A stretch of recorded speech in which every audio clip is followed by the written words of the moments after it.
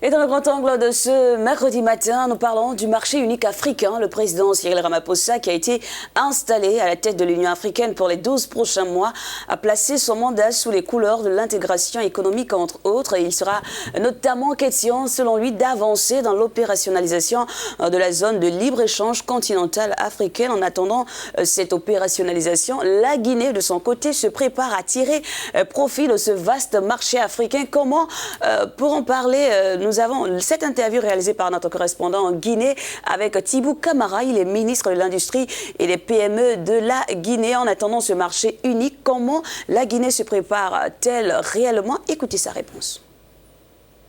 Je pense qu'il fallait y arriver parce qu'aujourd'hui, tel que nous connaissons les mutations dans le monde, il n'y a que les grands ensembles économiques qui peuvent survivre à l'instabilité des économies et aux défis auxquels nous sommes confrontés en commun. Donc nous appréhendons cela avec beaucoup d'espoir pour nos industries notamment et beaucoup d'opportunités pour nos entrepreneurs et nos opérateurs économiques. Donc nous pensons plutôt qu'il faut s'y préparer comme nous le faisons dans le domaine notamment de l'industrie pour tirer davantage des opportunités de cette ouverture de nos marchés plutôt que de s'attarder sur les difficultés, les défis liés à cette ouverture, à la concurrence à l'échelle du continent. Alors, la Guinée sera-t-elle à la hauteur d'une concurrence qui s'annonce féroce?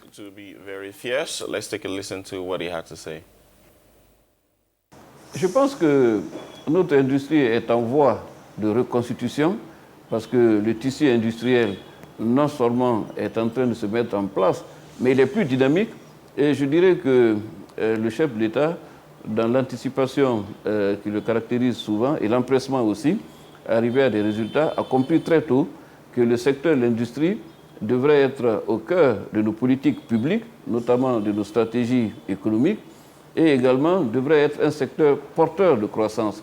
Ce qui a fait que, depuis son avènement à la tête de notre pays, nous avons rattrapé notre retard dans le domaine de l'industrie.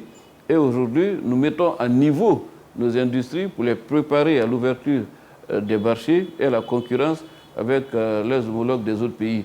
Donc je pense que l'industrie guinéenne se porte bien, à en juger par le nombre d'industries qui ont été implantées en si peu de temps, grâce, il faut le dire, l'incitation aux entrepreneurs à s'intéresser à un secteur qui leur paraît nouveau et comporter des investissements plus importants dont la rentabilité se situe dans la durée.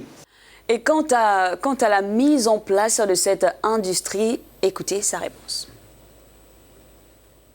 Cette année 2020 est une très bonne année pour l'industrie guinéenne grâce à la relation que nous avons avec nos partenaires techniques et financiers comme la BADEA.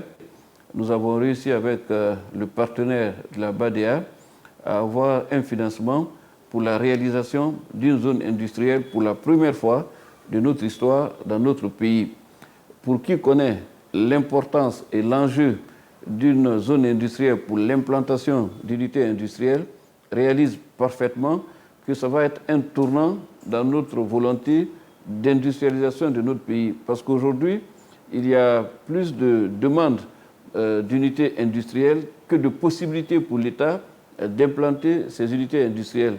Donc nous allons faire face à un des problèmes récurrents dans le secteur qui est de trouver des zones dédiées aux industries pour non seulement protéger l'environnement et éviter une cohabitation forcée parfois du fait de l'absence de ces zones industrielles entre les unités industrielles et les populations, ce qui nécessairement cause des problèmes d'environnement et constitue une menace pour la santé publique. Donc c'est une très bonne nouvelle et aussi un espoir pour notre volonté d'accélérer, comme l'a souhaité le président, l'industrialisation du pays.